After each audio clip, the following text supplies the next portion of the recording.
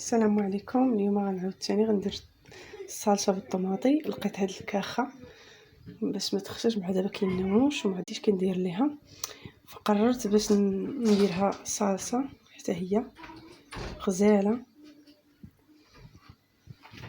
ماشي رطبه بزاف، بقى صحيحه شويه، باسكو انا حبيت نديرها كلها صلصه بتكون جربانه. غادي نبغي ندير الحلا ولا شي حاجه غادي نلقاها. غادي نغسلها ونرميها هنا في هاد الطنجره هكذا مجمله كما كتشوفوا، راها صحيحه ونقيه. وعاد غادي نصايب من وراها، غادي نطيب هاد المرقوش. هاد النوع ما شاء الله، اول مره كنشوف هاد الشكل غزال. دابا نوريه لكم ملي نغسلو. غادي نغسلو مزيان، عاد نديرو التسلق. ودابا غادي نبدا بالصلصه هي الاولى. غادي نبدا نغسل فيها ونرميها في الكوكوت.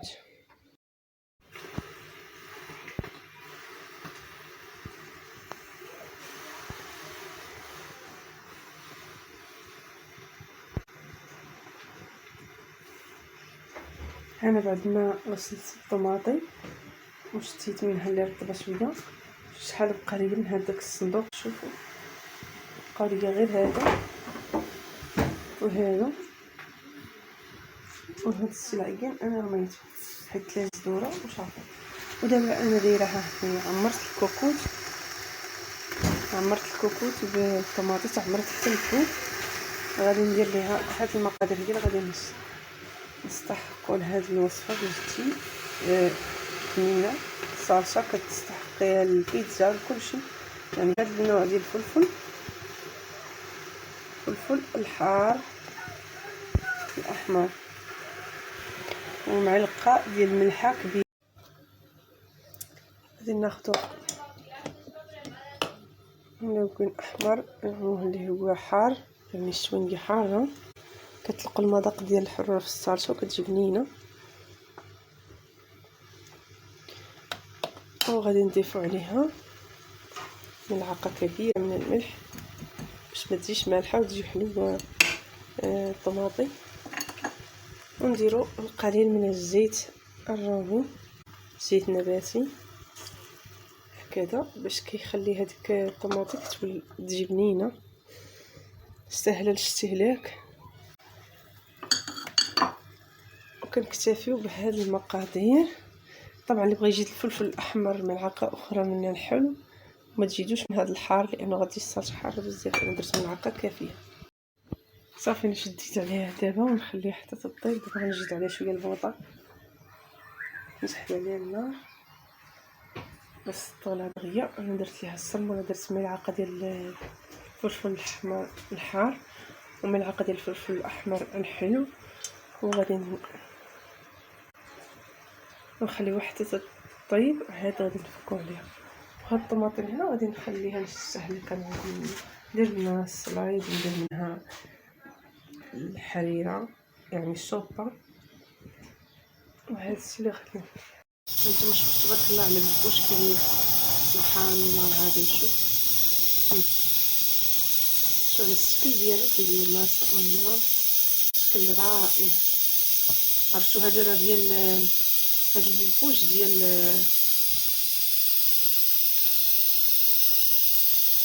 الليمون.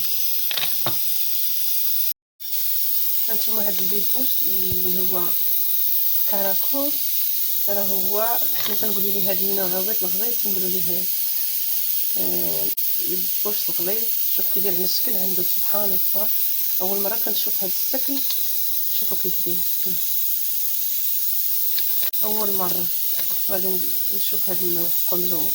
كنشوف داك العادي اللي تكون في الربيع في الفاصه وفي البرشيم. شوف على الشكل كيدير.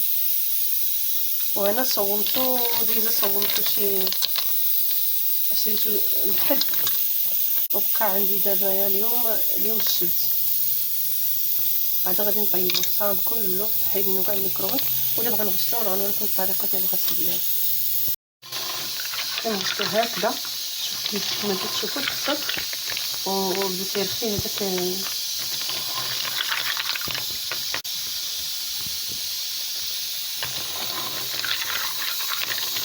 راه كيرعى غير في الليمون باش صدار الليمون كتلقاه الا بغيتي بحال هاد يكون موجود صدار الليمون وصدار الخوخ ايضا.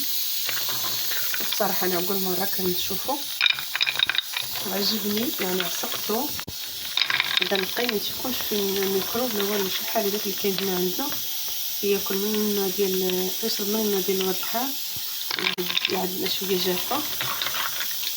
ما شاء الله كبير رائع. شفتو هو ديجا قال لي هذا رانا مصومو شحال هذا راه قديم، وانا عقبت خليته جبتو شيمان يعني شريتو لحد ودركا راه شفت لما صيت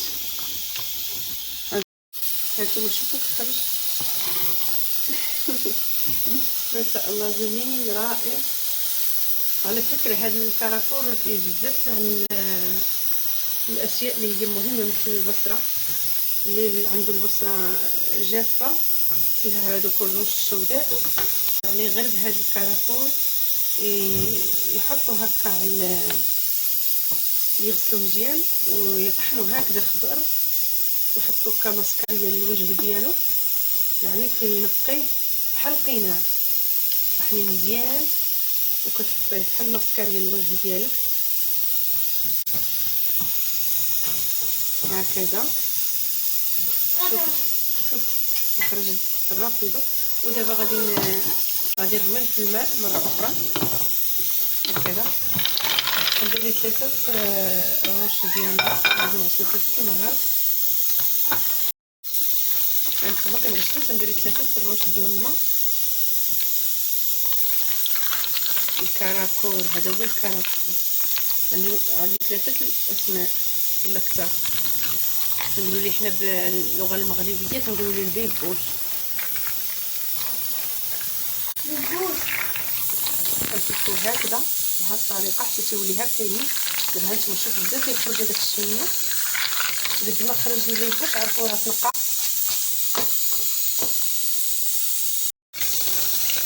ودابا غادي نحطو ثاني نعاود نديرو راس اخر ديال النار.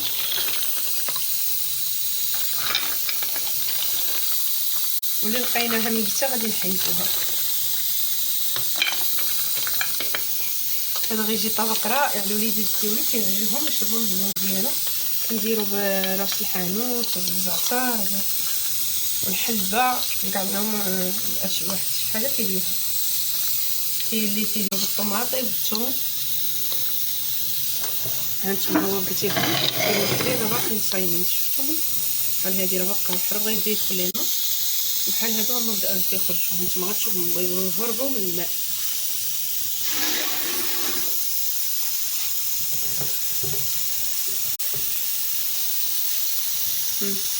رائع جدا.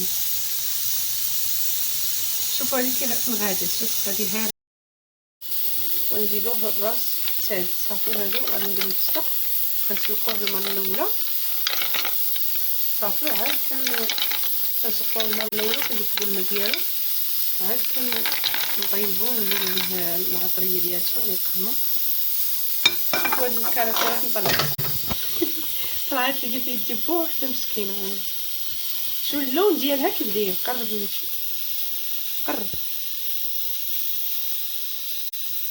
شو اللون ديالها كي داير بحال هذا. هذا النوع ممتاز يعني قليل فين كيلقاه رائع.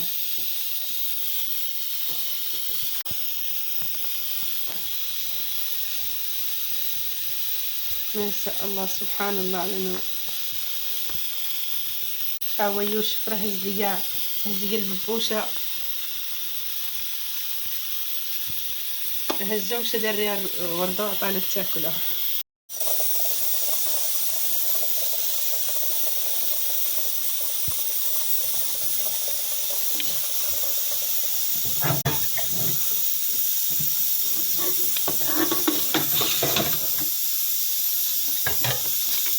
صافي غادي ناخذو وغادي نكبوه في هذا الكوكوط. كتشوفوا ما غاديش ندير فيه الملح في الاول باش يخرج كله هكذا.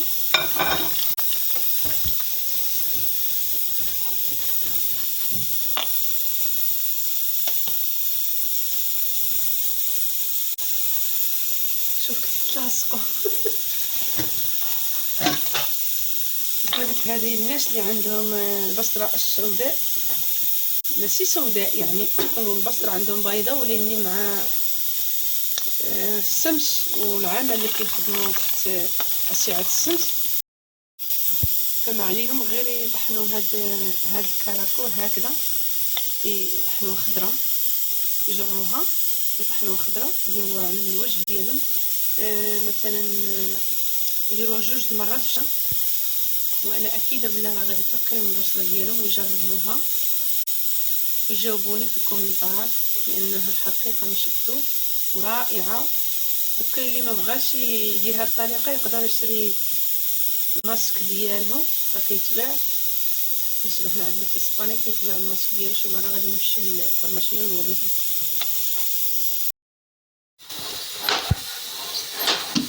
هانتوما شوفوا الماء ديالو كتيبان خضر، هادوك التشممات اللي تكون فيه كتخرج.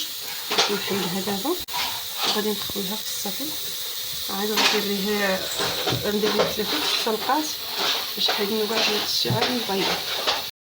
هانتوما في نفس الوقت انا كنصايب في البيتزا، انا عرفت العجينه دابا شويه الفلفله، وغادي نرجع هنايا الصلصه طيبه، هي قريبه طيب، راه ساعه وهي كطيب. ها المبوش بعد ما حيدت ليه الماء، شوف اللون ديالو كيبان خضر، باش تعرفوا ديال الليمون، حك الليمون الورق ديالو تيكون اخضر. غادي نزيدو نغليه المره الثانيه، عاد باش نغسلو ثاني. شدها نرجعو فوق البوطه ونخليه. دابا غنمشي نصايب البيتزا.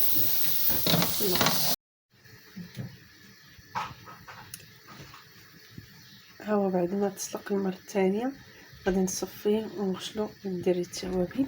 واللي بغى يدير 3 سلقات، انا حبيت ندير غير 2 لان عندي انا قليل وكثرت فيه الماء بزاف، وتسلق مزيان وغادي نعاود نغسلو مزيان. غادي نحتاجو الطماطم وكاس ديال الماء والجنجبيل. عندنا هنايا البصله الخضاريه وريقه النموشه،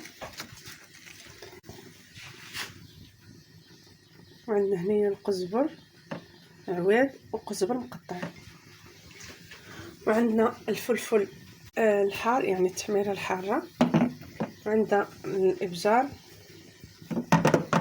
وعندنا زنجبيل طاجج. دابا غادي نبدا ندير في الاقامه في الكوش ديالنا اللي هو الكراكور. هو راه تسلق مزيان وغسلته مزيان عرفتو مزيان بيديا، هذا درتو. دابا غنبدا ندير ليه العطري، ودابا غادي نرمي ورق شي ناموسه، وغادي ندير البصل، وغادي ندير القزبر، نديرو بحال ساكل الشوربه، وغادي نديرو القليل من الزنجبيل، كنرميو بحال هكذا. وهذه هي الطماطم نرميوها حتى هي، قطعتها بالزيت بالقشور ديالها. هاد الطماطم حلوه. دابا غادي نجيب الابزار شويه، ما نكثروش لان غنديرو الفلفل الحار.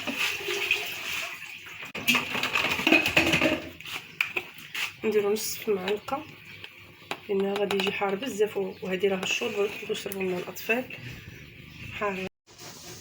وغادي نديرو فليو ايضا، هذا النوع ديال الفليو، ها هو غادي نقطعو هكذا. والثوم حتى هو درت 3 فصوص ديال الثوم. وغادي ندوز دابا نديرو في الطنجره ديالنا، ونزيدو الملح هكا كيجي واحد الشوربه رائعه.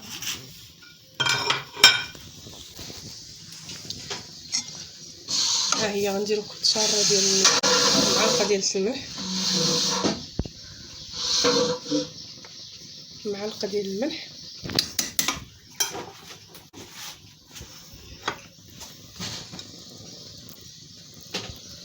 غادي نحركو هكذا ونجيب فيه القليل من الزيت، نبات زيت الزيتون، ها هو نديرو شويه ديال الزيت الزيتون، نزيد شويه. هانتوما بعد ما خلطتهم مزيان واللي عنده الحلبه والثوم كيجيو رائعين والزعتر، انا في هادشي موجود عندي اليوم درتو. المهم هاد الوصفه كتجي بنينه ورائعه يا سلام. ملي غادي تشوفوها ملي غادي طيب غادي نشد عليها انا ونجيب عليها الماء ديالها ونشد عليها الخليط. دابا عاد غادي نكب الماء الكياس ديال الماء اللي غادي نكب، ندير فيها 2 غرار من هذا باش نكب. هانتوما بعد ما طاب الكوش ديالنا غادي نزيد شويه ديال الكمون. هانتوما شحال ديال اللوز بقى فيه، اللي بغى اللوز بزاف غادي يكثر فيه اللوز. غنخليو طاب مزيان. هانتوما تسرنا تقدروا تاكلوه حتى بالخبز تيجي رائع. قربنا باش نشوفوه مزيان هكذا. كيجي الشوربه ديال تشربيها غير عساقه زيت حاره ونزيدها ما نعاودش لكم عليها، والرائحه ديال الكمون فيه كتجي رائعه. واللي عنده راس الحانوت يدير راس الحانوت تيجي رائع حتى هو. والزعتر كما قلت لكم والحلوه. هانتوما كيجيو على هاد السك راه طايب مزيان. هانتوما كيجي طايب مزيان رائع. كناخذوه هكذا. الناس اللي متعرفوش ياكلوا البيبوش ديروا ليه هكذا تكال والاخر كيتلاه. زعما المذاق ديالها زوين وطايب مزيان. هانتوما بلول رائع يعني جبنين. غادي ندوق هذا البلول.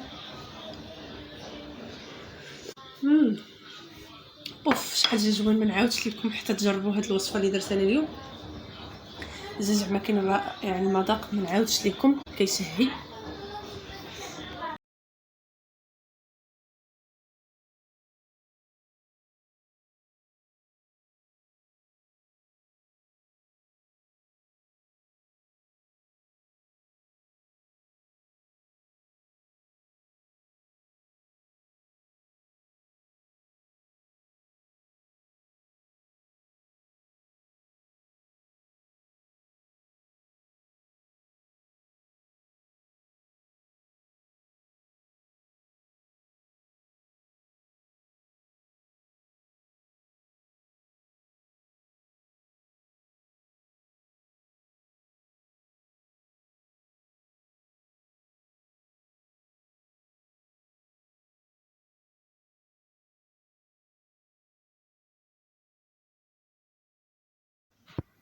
هانتوما شوفوا الطماطي كانت الطنجره عامره وشديت عليها وطابت كلها. هانتوما كما تشوفوا شوف حداش ولات باش تعرفوا انها طابت مزيان. هانتوما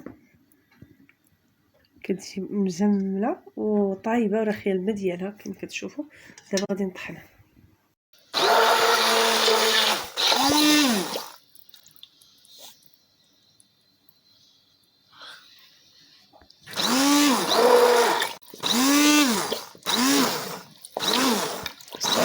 عليه باش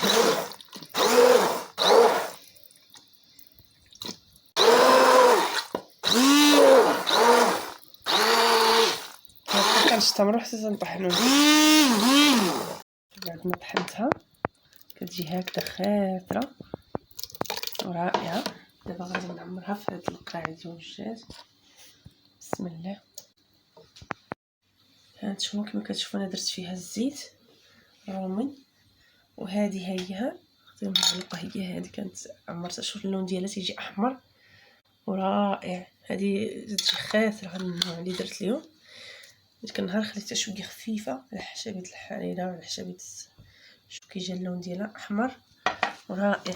شوف من الداخل كي دايره حمراء رائعه. وكنسدها وكنخليها تقدر هذه تبقى لك شهر وما تخسرش الا درتو ليها الطريقه اللي درتها على الزيت من الفوق وديريها في البراد. ولا بغيتيها تستهلك اقل من شهر تقدري ديري ليها هكا وتشدي عليها. يجي اللون ديالها احمر رائع.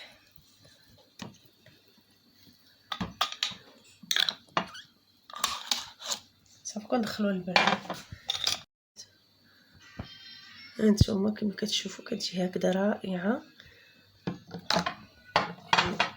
كتجي ولا اروع.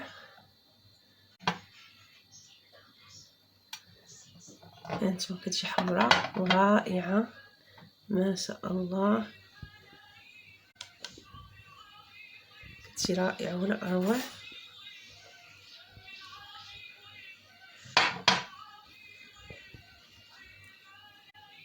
حمراء وجميله ورائعه.